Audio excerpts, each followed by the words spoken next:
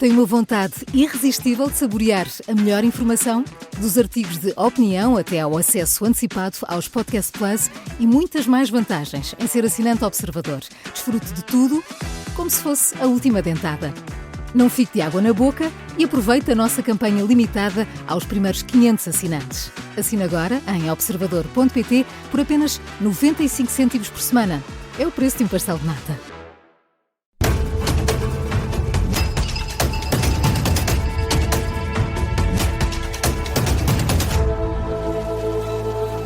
Começa agora o explicador da Rádio Observador, esta terça-feira, sobre a tomada de posse do novo presidente de Moçambique e a posição de Portugal. Para isso, convidamos para estarem connosco nas manhãs 360, Rodrigo Saraiva, da Iniciativa Liberal, e o social-democrata Duarte Pacheco. A moderação é do Paulo Ferreira e do Bruno Vieira Amaral. E a tomada de posse de Daniel Chapo está marcada para 15 de janeiro, amanhã, e o Estado português vai estar representado pelo Ministro dos Negócios Estrangeiros, Paulo Rangel. O Presidente da República não marcará presença. Bom dia, Rodrigo Saraiva, bem-vindo a este explicador. Esta é uma solução de compromisso do Estado português que lhe parece aceitável ou deveria passar uma mensagem mais clara ao poder moçambicano, não marcando presença na tomada de posse do Presidente moçambicano? Muito bom dia, Bruno, bom dia, Paulo, bom dia também ao Duarte Pacheco e aos ouvintes da Rádio Observador. Nós ontem dissemos muito claramente que esta decisão de estar o governo português presente não é apenas pelo seu Ministro dos Negócios Estrangeiros, é pelo Sr. Ministro de Estado e dos Negócios Estrangeiros. Estamos a falar da pessoa que na atual hierarquia do governo é o número 2 do governo, portanto é ao mais alto nível. E nós achamos que é inaceitável. Nós já tínhamos dito, quer dizer, nós compreenderíamos que no limite o governo português ou o Estado português estivesse presente na tomada de posse pelo Sr. Embaixador que está em Maputo. Acima disso, portanto, qualquer representação do governo e sobretudo do número 2 do governo para nós é inaceitável. Não podemos também deixar de reconhecer, porque além de simbólico, tem um poder, tem um simbolismo muito forte e um simbolismo fáctico, que é a primeira vez, eu arrisco dizer que é a primeira vez da história da democracia que o Presidente da República Portuguesa não está na tomada de posse de um país lusófono, do chefe de Estado de um país lusófono. E, portanto, isso também não é de sumenos e não podemos desconsiderar isso e, portanto, foi um sinal muito importante do Sr. Presidente da República não ir a esta tomada de posse. Mas isto é inaceitável. Eu ontem tive o cuidado de ouvir a entrevista do Sr. Ministro dos Negócios Estrangeiros a uma televisão, onde adiciona agora 2 novos argumentos para justificar esta presença. Porque até agora havia sempre o argumento de que nós somos uma ex-potência colonial, o que é um argumento completamente absurdo. Nós temos dito isto muitas vezes. Portugal, na sua diplomacia, tem que se deixar destes traumas pós-coloniais. Isto é uma espécie de síndrome do colonialista, não faz sentido nenhum. O maior respeito que nós temos que ter pelos povos, e neste caso pelo povo de Moçambique, é respeitar o seu desejo de independência, que vai fazer 50 anos este ano. E, portanto, tratá-los com o mesmo nível de exigência com que tratamos qualquer país. Não é por falarem a mesma língua, não é por terem sido uma colónia, que temos que ter uma espécie de condescendência que depois o que faz é uma espécie de subserviência. Depois há o outro argumento, sempre dito, da questão das comunidades portuguesas que estão nestes países. E os cuidados que temos que ter. Mas nós temos que ter o cuidado relativamente aos Estados, mas também relativamente àquilo que é o sentimento das populações. E o sentimento da população moçambicana, que ficou bastante expressa, não só nas eleições, como ao longo destes meses, o povo de Moçambique quer mudança e não aceita que Portugal esteja a validar e a dar respaldo a estas eleições fraudulentas. E depois também há sempre isso, não é mesmo que nós olhemos para o histórico, qual é que é o cuidado que o governo português tem tido com a comunidade portuguesa, com as empresas e com os portugueses que estão em Moçambique ao longo destes anos. Se olharmos bem àquilo que é a pressão que o regime moçambicano faz sobre um conjunto de empresas, nomeadamente à banca que está presente em Moçambique, esses cuidados estão a ser tidos agora, é que não foram tidos até então ao longo destes anos. E basta-me também dizer um nome para que quem conhece Moçambique perceber porque é que não há cuidados nenhuns com a comunidade portuguesa. Américo Sebastião. Eu desafio as pessoas a fazerem uma pesquisa e a perceberem o que é que aconteceu com o cidadão português Américo Sebastião em Moçambique. Mas o Sr. Ministro dos Estrangeiros ontem adicionou 2 novas razões para estar presente. A primeira porque na questão da comparação entre Moçambique e a Venezuela, que são situações muito parecidas, e o Sr. Ministro dos Estrangeiros disse que na Venezuela há provas de resultados, em Moçambique não existem.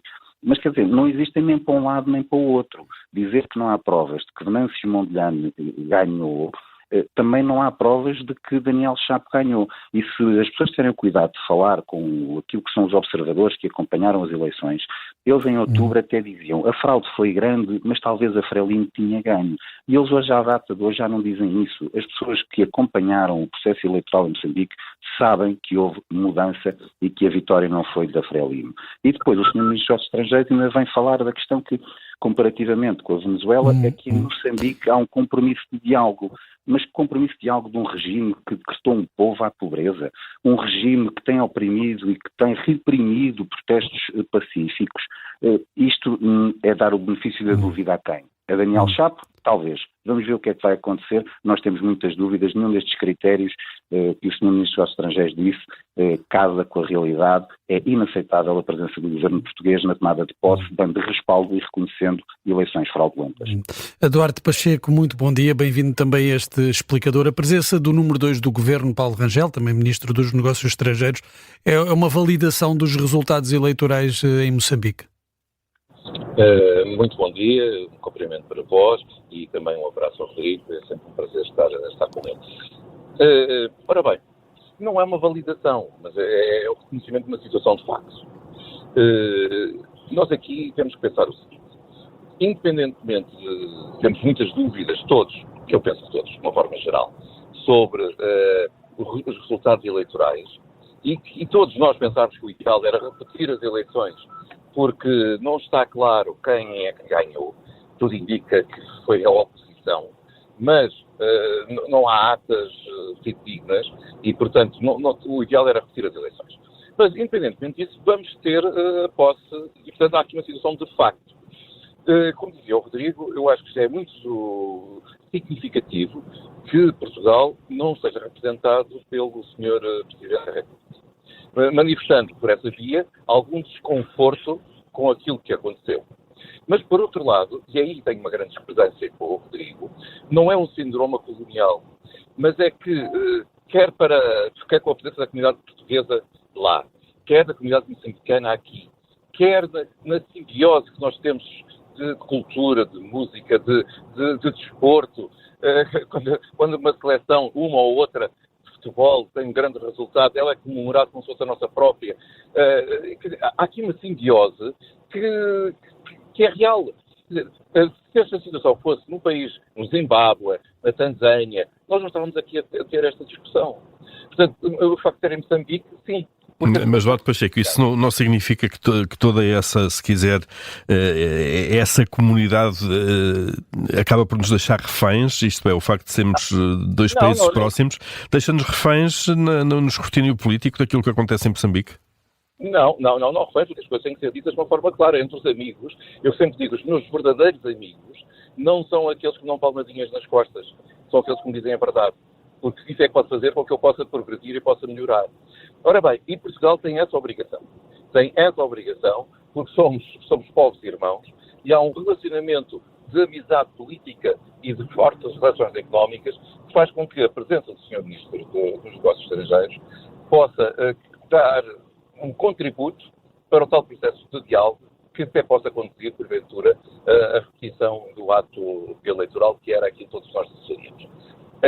E porquê que não embaixador? Precisamente nós temos uma relação com Moçambique diferente da Suécia ou diferente da Grécia. A Grécia ou a Suécia fazem-se representar por embaixadores, porque são os países a decisão dos países da União Europeia. Mas nós não estamos a esse nível. Nós temos um relacionamento diferente. E por isso é que o Governo tinha que fazer representar, Portugal tinha que fazer representar de uma forma diferente, e escolheu o Ministro dos Negócios Estrangeiros, que espero não esteja só numa visita de cortesia, mas numa visita de trabalho para que seja encontrado um caminho que possa levar a eleições livres e democráticas. democráticas em Moçambique. Rodrigo Saraiva, no fundo estamos aqui a olhar ou a valorizar, se quisermos, o copo meio cheio ou o copo meio vazio, em função de valorizarmos a ausência do Presidente da República, que era histórica, ou valorizarmos, se quisermos, ainda assim a presença do Ministro dos Negócios Estrangeiros. A questão da comunidade portuguesa em Moçambique, a defesa até da segurança dessa comunidade, não nos deve levar, de facto, a ter cuidado naquilo que possa acontecer, até porque temos tido conflitos na rua depois das eleições? Esse é exatamente pelo cuidado que nós temos de ter com a comunidade portuguesa que as instituições portuguesas, nomeadamente o Governo e o Sr. Presidente da República, têm que ter muito cuidado e, por exemplo, não devíamos, enquanto país, quer o Sr. Presidente da República, quer o Governo, ter sido tão céleres no dia 23 de dezembro a comentar aquilo que foi o pronunciamento do Conselho Constitucional. Não se consegue perceber aquela rapidez no minuto seguinte. Estava o Sr. Presidente da República. Rodrigo Saraiva, só perceber esta intervenção do Duarte Pacheco, sim. Mas estava só a dizer que, nesse ponto, eu concordo e subscrevo aquilo que o Rodrigo acabou de dizer. Neste ponto. Portugal foi rápido demais a validar aquilo. Foi rápido demais no dia 23 a comentar o pronunciamento do Conselho Constitucional. Foi incompreensível até hoje. E nesse dia, com essa rapidez, eu peço desculpa, estou quase aqui a vangloriar-me daquilo que a Iniciativa Liberal tem feito sobre Moçambique. Talvez as palavras da Iniciativa Liberal de crítica ao Governo e ao Sr. Presidente da República naquele dia, em conjunto com tudo aquilo que temos vindo a fazer, talvez tenha protegido mais a comunidade portuguesa do que aquilo que o Governo fez. Porque é aquilo que eu disse há pouco, quando estive a falar das quatro razões. Quando os governos dizem que estão a proteger as comunidades, estão a pensar apenas naquilo que é a relação das comunidades com os governos locais, com governos autocráticos. Mas nós não podemos ignorar aquilo que é a relação da comunidade portuguesa nestes países com os próprios povos. E o sentimento do povo de Moçambique, com aquela rapidez do governo do Sr. Presidente da República, podia-se ter virado contra a comunidade portuguesa. Felizmente isso não aconteceu, porque há muitas pessoas em Portugal, alguns partidos políticos, neste caso também a Iniciativa Liberal, e outras pessoas da sociedade civil portuguesa, que têm demonstrado estar ao lado do povo de Moçambique. E isso, sim, tem protegido a comunidade portuguesa que está. Eu há pouco falei de um nome. E volto a repetir, porque isto não é uma situação de somenos. Américo Sebastião. O que é que os governos portugueses fizeram para defender Portugal, os portugueses e a situação da Américo Sebastião? Mas, Rodrigo Saraiva, queres explicar brevemente quem é então Américo Sebastião? Só para não deixarmos o enigma em quem não sabe. Sim, peço desculpa, de facto, Américo Sebastião, um português que trabalhava, um empresário português que trabalhava em Moçambique, que foi raptado e até hoje não se sabe do paradeiro de Américo Sebastião. É tão só isto. Quem raptou e quem matou Américo Sebastião. E não se conhecem. O que os governos de Portugal fizeram para se saber do paradeiro de Américo Sebastião. Já lá vão anos a mais. Duarte Pacheco, e quase chegamos ao fim deste explicador. Tudo isto somado, conseguimos perceber que haja uma diplomacia ou um caminho diplomático estruturado de Portugal, neste caso em relação a Moçambique, mas provavelmente até podíamos estendê-lo a outros países da CPLP? Por regra, Portugal e os dois principais partidos têm tido uma política externa de cooperação muito intensa com os governos que estão em funções nesses países e até com alguma frequência esquecendo alguns dos valores que nós consideramos relevantes e que lá acabam por ser violados. E isso é positivo? Isso que acaba de dizer é positivo? Não, é isso que eu queria chegar. Não, porque se nós temos que ter princípios e esses princípios têm que estar sempre presentes no nosso discurso e na nossa ação. Agora, nestes casos, nós temos que ter aqui uma política proativa na lógica de procura de uma transição para uma verdadeira democracia nesses países. Sem tutela colonial, mas visto que nós nos entendemos de uma forma tão direta e tão fácil, nós temos que ter a obrigação, para bem desses povos, que dar todo o nosso contributo, os nossos conselhos, a nossa ação, para que possam existir processos democráticos. Por exemplo, em Angola, todos aguardamos as eleições autárquicas e provinciais e sabemos como elas podem ser fundamentais para a calmia política ou, pelo contrário, aumentar fortes tensões se elas não forem justas nem verdadeiras. E temos é que trabalhar evitando que essas situações ocorram para que os povos depois se sintam representados e Portugal tem uma grande responsabilidade. Muito bem, vamos ver como corre então amanhã a tomada de posse, que está marcada. Daniel Chapo vai então tomar posse como presidente de Moçambique. Rodrigo Saraiva, Eduardo Pacheco, obrigado ambos pela presença neste explicador. Bom dia. Muito obrigado, bom dia. Um abraço.